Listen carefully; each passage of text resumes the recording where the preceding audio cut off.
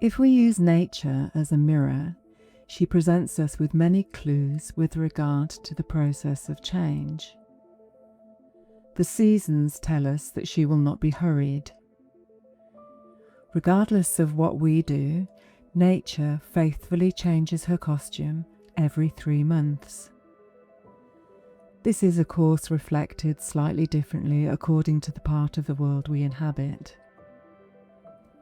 Spring becomes summer, summer becomes autumn, autumn becomes winter, and the cycle begins again, each phase taking approximately 3 months.